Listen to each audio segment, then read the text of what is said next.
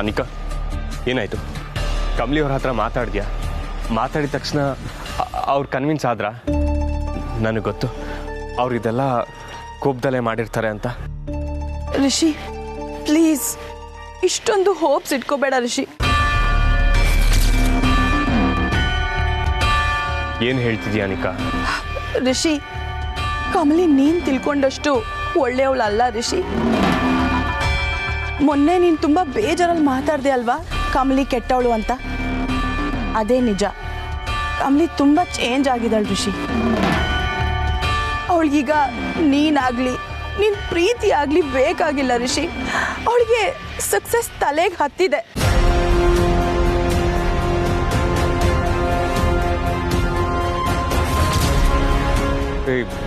No Anika, Kamali ಅವರು ಹಾಗೆ ಹೇಳೋದಕ್ಕೆ ಸಾಧ್ಯನೇ ಇಲ್ಲ.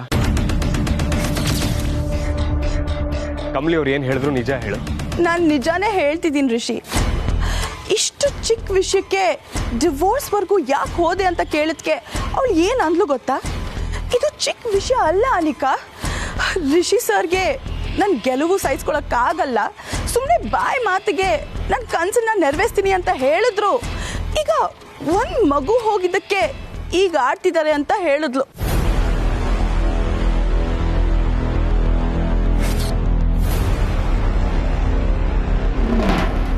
ನನಗೆ ನಿಜವಾಗ್ಲೂ ಕಮಲಿನೇನಾ ಮಾತಾಡ್ತಿರೋದು ಅಂತ ಅನ್ಸ್ಬಿಡ್ತು ರಿಷಿ. ಅಷ್ಟೇ ಅಲ್ಲ ರಿಷಿ, ಅವಳಿಗೆ ನಿನ್ನ ಜೊತೆ ಬದುಕೋದು ಇಷ್ಟ ಇಲ್ವಂತೆ. ನಿನ್ನ ಜೊತೆ ಇದ್ರೆ ಬರೀ ಮನೆ ಕೆಲಸ ಇಷ್ಟೇ ಇರುತ್ತೆ. ನಾನು ಕಬಡ್ಡಿ ಆಡಿದ್ಮೇಲೆ ನನ್ನ ಪವರ್ ಏನು ಅಂತ ಗೊತ್ತಾಯ್ತು ಅಂತ ಹೇಳಿದ್ಲು. ನಾನೀಗ ಇಂಡಿಪೆಂಡೆಂಟ್ ಆಗಿರ್ತೀನಿ ಅಂತಲೂ ಹೇಳಿದ್ಲು. ನನ್ನ ಕನಸಿಗೆ ನನ್ನ ಜೀವನಕ್ಕೆ ಅಡ್ಡ ಬರೋನು ನನ್ನ ಲೈಫಲ್ಲಿ ಅವಶ್ಯಕತೆ ಇಲ್ಲ ಅಂತಲೂ ಹೇಳ್ಬಿಟ್ಲು ರಿಷಿ.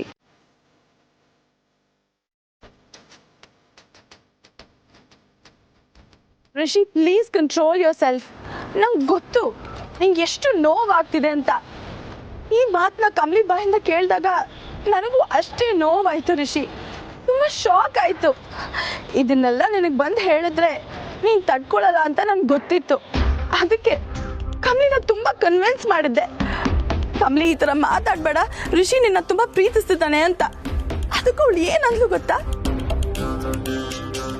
ಯಾರಿಗೆ ಬೇಕು ಆ ಪ್ರೀತಿ, ಅದು ಪ್ರೀತಿ ಅಲ್ಲ ಅಧಿಕಾರ ಚಲಾಯಿಸೋದು ಅಂತ ಹೇಳಿದ್ಲು.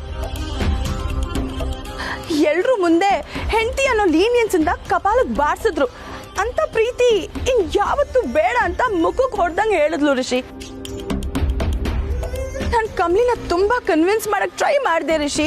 ಅವಳ ಕಾಲಿಗೆ ಬೀಳೋದು ಒಂದೇ ಬಾಕಿ ಇತ್ತೇನೋ. ಬಟ್ ಸ್ಟೋನ್ ಹಾರ್ಟೆಡ್ ಕಮಲಿ ನಾನು ಒಂದು ಮಾತಕ್ಕೂ ಕೂಡ ಬೆಲೆ ಕೊಟ್ಟಿಲ್ಲ. ಹೋಗ್ಲಿ, ನೀನೇ ಬಂದು ರಿಷಿ ಹತ್ರ ನೇರವಾಗಿ ಮಾತಾಡು ಅಂತ ಹೇಳಿದ್ಕೆ ಅವಳು ಏನ್ ಅಂದ್ಲು ಗೊತ್ತಾ? ಅವ್ರ ಮುಖ ನೋಡೋಕ್ಕೂ ಇಷ್ಟ ಇಲ್ಲ, ಸೈನ್ ಮಾಡಿ ಡಿವೋರ್ಸ್ ಪೇಪರ್ಸ್ ಕೊಡು ಅಂತ ಕಡ್ಡಿ ಮುರ್ದಂಗೆ ಹೇಳಿದ್ಲು. ಸದ್ಯ ನಾನು ಅವಳ ಹತ್ರ ಮಾತಾಡಕ್ ಹೋಗಿದ್ದೆ. ಅಕಸ್ಮಾತ್ ನೀನು ಹೋಗಿದ್ದಿದ್ರೆ ಅವಳು ಆಡಿದ ಮಾತನ್ನ ಕೇಳಿ ತುಂಬಾ ಅಪ್ಸೆಟ್ ಆಗೋಗ್ತಿದ್ದೆ ರಿಷಿ.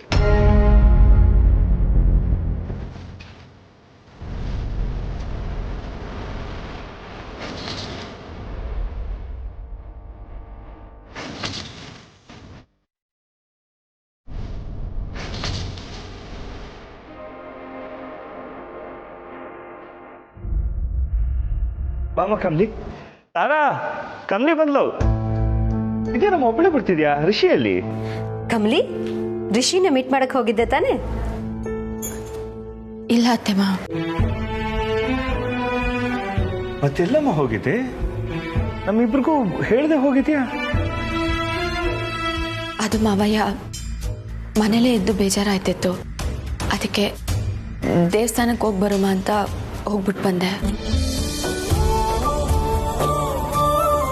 ಎಲ್ಲ ಸರಿ ಹೋಯ್ತಲ್ಲ ಅಂತ ದೇವ್ರಿಗೆ ನಮಸ್ಕಾರ ಹಾಕಕ್ಕೆ ದೇವಸ್ಥಾನಕ್ಕೆ ಹೋಗಿದ್ಯಾ? ನನಗೆ ಹೇಳಿದ್ರೆ ನಾನು ನಿನ್ ಜೊತೆ ಬರ್ತಿದ್ದೆ ಅಲ್ವಾ ಕಮಲಿ? ಇಬ್ರು ನೀನೆಲ್ಲೋ ರಿಷಿನ್ ಮೀಟ್ ಮಾಡಕ್ ಹೋಗಿದ್ಯಾ ಅಂದ್ಕೊಂಡಿದ್ವಿ. ಒಂದ್ ಕೆಲಸ ಮಾಡು, ರಿಷಿ ಬರೋಷ್ಟರಲ್ಲಿ ನೀನ್ ಚೆನ್ನಾಗಿ ರೆಡಿ ಆಗ್ಬಿಡು. ಅವ್ನ್ ಬಂದ್ಮೇಲೆ ನೀವಿಬ್ರು ಹೊರಗಡೆ ಹೋಗಿ ಬರೋರಂತೆ. ಹಾ, ಹೋಗಮ್ಮ, ರೆಡಿ.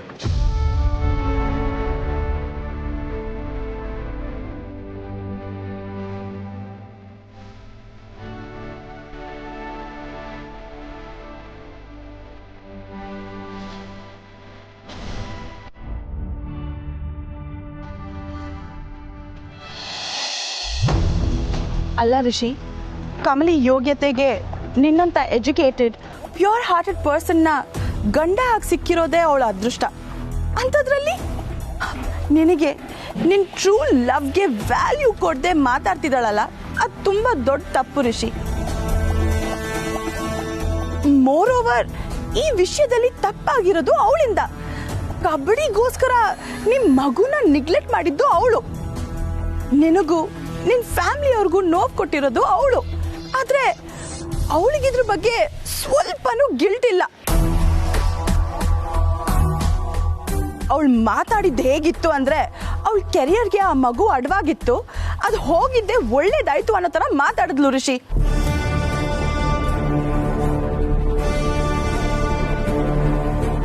ನಂಗೆ ನಿಜಕ್ಕೂ ಸ್ಟ್ರೇಂಜ್ ಅನ್ಸ್ಬಿಡ್ತು.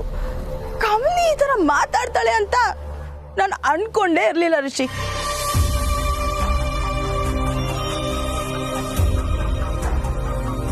ತಪ್ಪು ಮಾಡಿರೋ ಅವ್ರಿಗೆ ಅಷ್ಟಿದ್ರೆ ಇನ್ನು ನನಗೆಷ್ಟಿರಲ್ಲ. ಒಂದು ಜೀವನ ಬಲಿ ಕೊಟ್ಟೆ ಅನ್ನೋ ಸಣ್ಣ ಪಾಪ ಪ್ರಜ್ಞೆನೂ ಅವ್ರಿಗಿಲ್ವಲ್ಲ. ಎಲ್ರೂ ಎದುರು ಹಾಕೊಂಡು ಕಮ್ಲಿಯವರು ಅಂತ ನಾನು ಇವ್ರಿಗೆ ಸಪೋರ್ಟ್ ಮಾಡಿದ್ನಲ್ಲ, ನನಗಾಗಬೇಕಾಗಿದ್ದೆ. ಆದರೆ ನನ್ನ ಪ್ರೀತಿನ ಇಷ್ಟೊಂದು ನೆಗ್ಲೆಕ್ಟ್ ಮಾಡ್ತಾರೆ ಅಂತ ನಾನು ಇಮ್ಯಾಜಿನೂ ಮಾಡಿರಲಿಲ್ಲ.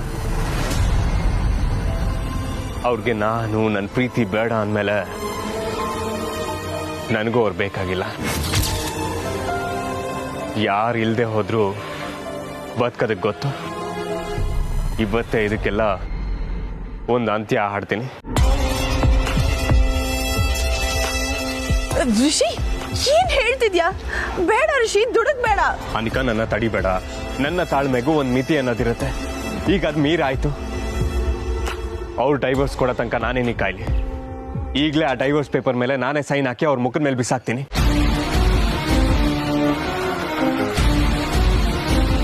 ಅವ್ರಿಗೆ ಬೇಕಾಗಿಲ್ದೇ ಇರೋ ಈ ಸಂಬಂಧ ನನಗೂ ಬೇಕಾಗಿಲ್ಲ. ಇವತ್ತೇ ಈ ಸಂಬಂಧ ಮುಗೀತು.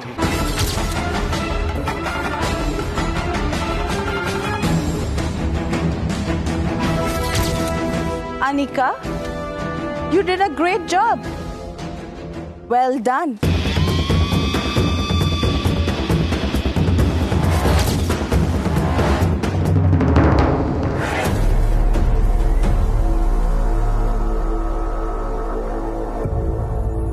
ಹಲೋ ಅನಿಕಾ, ರಿಷಿ ಸರ್ ತಾವ ಮಾತಾಡ್ದ, ಏನಂದ್ರು?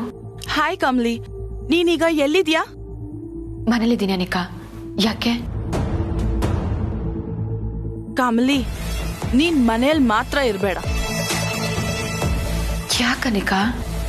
ಲಿಸನ್ ಕಮಲಿ, ನಾನ್ ಋಷಿನ ತುಂಬಾ ಕನ್ವಿನ್ಸ್ ಮಾಡಕ್ ಟ್ರೈ ಮಾಡ್ದೆ, ಬಟ್ ಅವ್ನು ನನ್ನ ಮಾತೇ ಕೇಳ್ತಿಲ್ಲ. ಆಕ್ಚುಲಿ ಅವ್ನು ನಿನ್ ಬಗ್ಗೆ ತುಂಬಾ ಕೋಪ ಮಾಡ್ಕೊಂಡಿದ್ದಾನ ಕಮಲಿ. ಋಷಿ ಕೋಪದಲ್ಲಿ ಕೈಯಲ್ಲಿ ಇದ್ದಿದ್ನೆಲ್ಲ ಬಿಸಾಕಿ ಮನೆ ಕಡೆ ಹೊರಟಿದ್ದಾನ ಕಮಲಿ. ನನ್ಗೆ ಯಾಕೋ ತುಂಬಾ ಭಯ ಆಗ್ತಿದೆ. ನೀನ್ ಮನೇಲಿದ್ರೆ ಅವ್ನ್ ಬಂದು ಏನಾದ್ರೂ ಅನಾಹುತ ಆಗೋಗುತ್ತೆ ಅಂತ. ಲಿಸನ್ ಕಮಲಿ, ನೀನ್ ಮನೆಯಲ್ಲಿ ಇರ್ಬೇಡ, ಎಲ್ಲನ ಹೋಗ್ಬಿಡು. ಅವನ್ ಕೋಪ ಎಲ್ಲ ಕಡಿಮೆ ಆದ್ಮೇಲೆ ನೀನ್ ಹೋದ್ರೆ ಸರಿ ಅನ್ಸುತ್ತೆ. ಅಂದ್ರೆ ರಿಷಿ ಸರ್ ನನ್ಗೇನೋ ಮಾಡ್ತಾರೆ ಅಂತ ಹೇಳ್ತಿದ್ಯಾ? ಅನಿಕಾ, ನನ್ ಮೈ ಮ್ಯಾಕೆ ಒಂದೇ ಒಂದ್ ಗೆರೆ ಆದ್ರೂ ಸಹಿಸಕ್ಕಿಲ್ಲ ರಿಷಿ ಸರ್.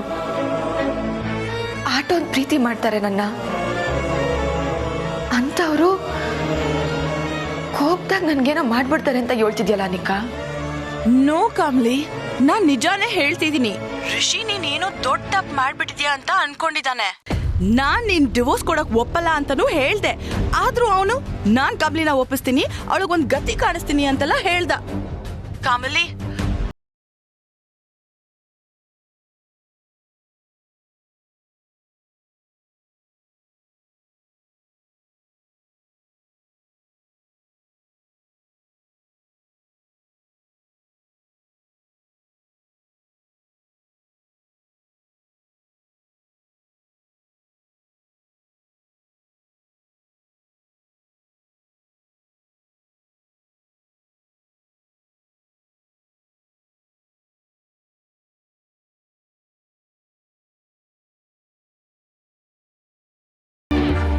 ಸ್ಟ್ರೇಟ್ ಫಾರ್ವರ್ಡ್ ಆಗಿ ಒಂದ್ ಮಾತು ಹೇಳ್ತೀನಿ. ರಿಷಿ ಬಂದ್ಮೇಲೆ ಡಿವೋರ್ಸ್ ಪೇಪರ್ಸ್ಗೆ ಸೈನ್ ಹಾಕ್ಬಿಡು. ಅನಿಕಾ, ಏನ್ ಹೇಳ್ತಿದ್ಯಾ? ಲುಕ್ ಕಮ್ಲಿ, ನಾನ್ ಡಿವೋರ್ಸ್ಗೆ ಒಪ್ಕೋ ಅಂತ ಹೇಳ್ತಾ ಇಲ್ಲ, ಜಸ್ಟ್ ಡಿವೋರ್ಸ್ ಪೇಪರ್ಸ್ಗೆ ಸೈನ್ ಹಾಕು ಅಂತ ಹೇಳ್ತಾ ಇದೀನಿ. ಬಿಕಾಸ್ ಈಗ ರಿಷಿ ತುಂಬಾ ಕೋಪದಲ್ಲಿದ್ದಾನೆ. ಅವನ್ ಸುಮ್ನೆ ಮನೆಗ್ ಬಂದು ಕೂಗಾಡಿ ಕಿರ್ಚಾಡಿ ಈ ವಿಷಯ ತಾರಾ ಆಂಟಿಗೆ ರಮೇಶ್ ಅಂಕಲ್ಗೆ ಗೊತ್ತಾಗ್ಬಿಟ್ರೆ ಅವ್ರು ಯಾಕೆ ಬೇಜಾರ್ ಮಾಡ್ಕೋಬೇಕು? ಅದ್ರ ಬದಲು ನೀನೇ ಸೈನ್ ಹಾಕ್ಬಿಡು ಕಾಮ್ಲಿ. ಅಂಡ್ ನಾಳೆ ರಿಷಿ ಎಲ್ಲ ಕೂಲ್ ಆದ್ಮೇಲೆ ಅವನ್ನ ಕನ್ವಿನ್ಸ್ ಮಾಡಕ್ ಟ್ರೈ ಮಾಡಿ ನಿಮ್ಮಿಬ್ರು ಮಧ್ಯೆ ಇರೋ ಮಿಸ್ಅಂಡರ್ಸ್ಟ್ಯಾಂಡಿಂಗ್ ನ ಸೆಟಲ್ ಮಾಡ್ಕೊಳ್ಳಿ, ಅಲ್ವಾ ಕಮಲಿ?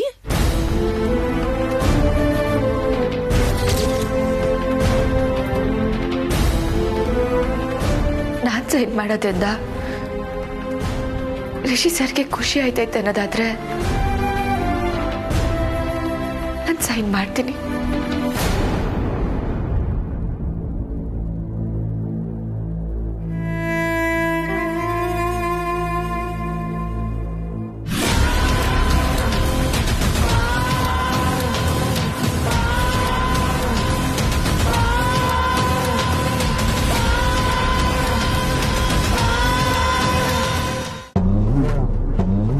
ಈಗ ನಾನು ಲಾಯರ್ ನಾರಾಯಣ್ ರಾವ್ ಅಸಿಸ್ಟೆಂಟ್ ಆಗಿ ರಿಷಿಗೆ ಕಾಲ್ ಮಾಡ್ತೀನಿ. ಹೊಸ ಸಿಮ್, ಅವನಿಗೆ ಗೊತ್ತೇ ಆಗಲ್ಲ.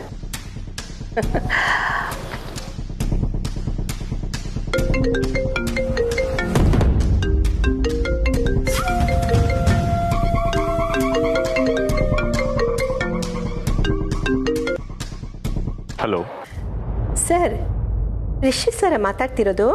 ಹಾ, ಹೇಳಿ. ನಾನು ಲಾಯರ್ ನಾರಾಯಣ್ ರಾವ್ ಅವರ ಅಸಿಸ್ಟೆಂಟ್ ಮಾತಾಡ್ತಿರೋದು. ಸರ್, ನಮ್ಮ ಸರ್ ಹೇಳಿದ್ರು ನಾವು ನಿಮಗೆ ಡಿವೋರ್ಸ್ ಪೇಪರ್ ಕಳಿಸಿದ್ದೀವಿ ಅಂತ. ಹಾಗೆ ನಮ್ಮ ಕ್ಲೈಂಟ್ ಕಮಲಿ ಅವ್ರು ಹೇಳಿದ್ರು ನೀವು ಇನ್ನೂ ಅದಕ್ಕೆ ಸೈನ್ ಮಾಡಿ ಕಳಿಸಿಲ್ಲ ಅಂತ.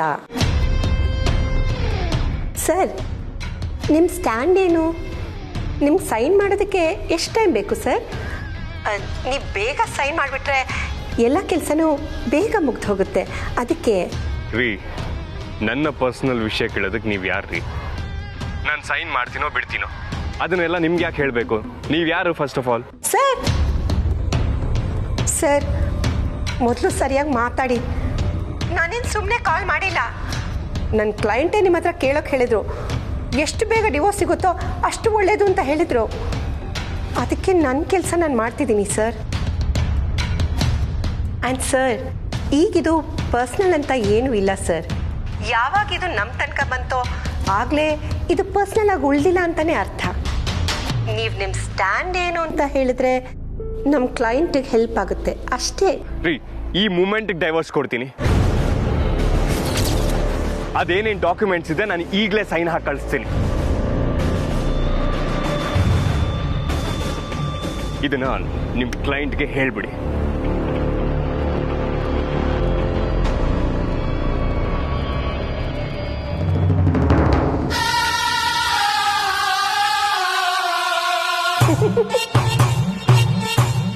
ಇನ್ನು ನನಗೆ ಯಾವುದೇ ಚಿಂತೆ ಇಲ್ಲ. ನನ್ನ ಬೇಬಿ ಕನಸು ನನಸಾಗೋದ್ರಲ್ಲಿ ಯಾವ ಡೌಟು ಇಲ್ಲ.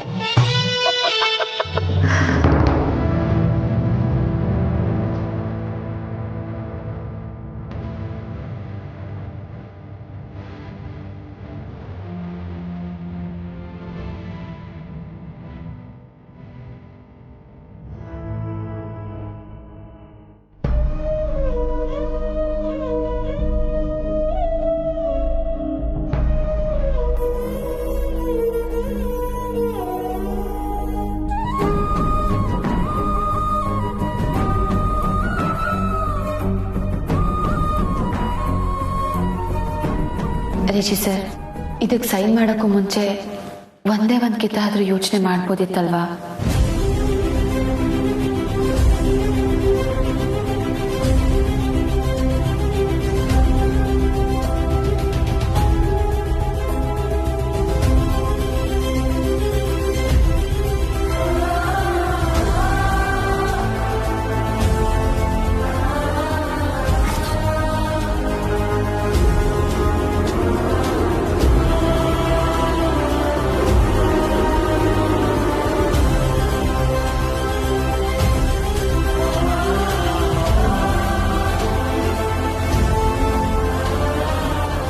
ಹಾಕೊಳ್ಳಿ.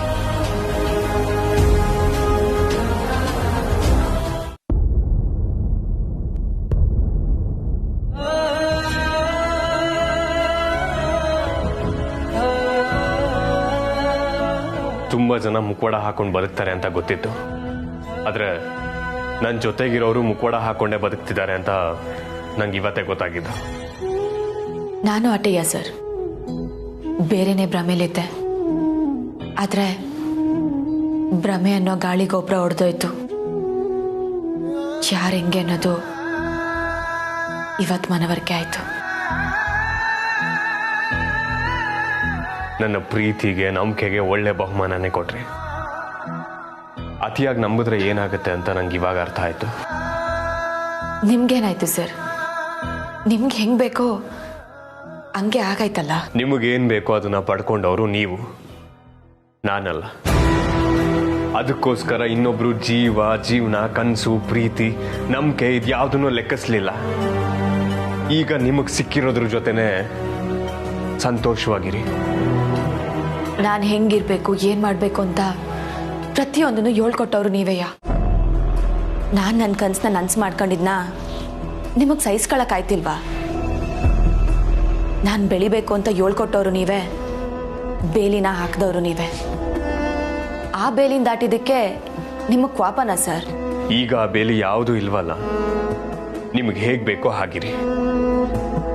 ನಿಮ್ಮಿಷ್ಟನೇ ನನ್ನಿಷ್ಟ ಅಂತ ಬದುಕ್ತೆ, ಅದನ್ನೇ ಪ್ರೀತಿ ಅಂತನೂ ನಂಬ್ಕೊಂಡೆ. ಆದ್ರೆ ನೀವು ಪ್ರೀತಿಗೆ ಹೊಸ ಅರ್ಥನೇ ಕೊಟ್ಬಿಟ್ರಿ. ಪ್ಲೀಸ್, ಇಷ್ಟೆಲ್ಲ ಮಾಡಿ ಪ್ರೀತಿ ಬಗ್ಗೆ ಮಾತಾಡಬೇಡಿ. ನಿಮ್ಮ ಬಾಯಿಂದ ಇಂಥ ಮಾತು ಬರ್ತೈತೆ ಅಂತ ನಾನು ಅನ್ಕೊಂಡಿರ್ಲಿಲ್ಲ ಸರ್. ನಾನು ಅಷ್ಟೇ, ನೀವು ಹೀಗೆ ಮಾಡ್ತೀರಾ ಅಂತ ಎಕ್ಸ್ಪೆಕ್ಟು ಮಾಡಿರಲಿಲ್ಲ. ಈಗೂ ಅನ್ನೋದು ತಲೆಗೆ ಹತ್ತಿದ್ರೆ ಹೀಗೆ. ಸರ್, ಈ ಮಾತು ನಿಮಗೂ ಅನ್ವಯಿಸ್ತೈತೆ ನೋಡಿ. ನಿಮ್ಮ ಜೊತೆ ನನಗೆ ಮಾತು ಮುಂದುವರ್ಸೋಕ್ಕೆ ಇಷ್ಟ ಇಲ್ಲ. ಕೊನೆಯದಾಗಿ ಒಂದು ವಿಷಯ ಹೇಳಬೇಕು. ನನ್ನ ನಿಮ್ಮ ಮಧ್ಯೆ ಬೆರ್ಕ್ ಬಿಟ್ಕೊಂಡಿರೋದು ಈ ಮನೇಲಿರುವಂಥ ಮುಗ್ಧ ಜೀವಗಳಿಗೆ ಗೊತ್ತಾಗಬಾರ್ದು. ಗೊತ್ತಾದರೆ ತುಂಬ ನೊಂದ್ಕೋತಾರೆ. ನಾವಿಬ್ಬರು ಒಂದೇ ಮನೇಲಿದ್ದರೂ ಡಿವೋರ್ಸ್ ವಿಚಾರ ಪ್ರೊಸೀಡ್ ಆಗೋವರೆಗೂ ನಮ್ಮ ಮನೇಲಿ ಅಪ್ಪ, ಅಮ್ಮ, ತಂಗಿ ಇವ್ರು ಯಾರಿಗೂ ನಮ್ಮ ವಿಚಾರ ಗೊತ್ತಾಗಬಾರ್ದು. ನೀವು ನನಗೆ ಮಾಡಬೇಕಾಗಿರುವಂಥ ಉಪಕಾರ ಇದೊಂದೇ. ನನ್ನ ಮನಸ್ಸಾಗಿರೋ ಮಾತನ್ನ ನೀವೇ ಹೇಳಿದ್ರಿ ಸರ್. ಥ್ಯಾಂಕ್ಸ್.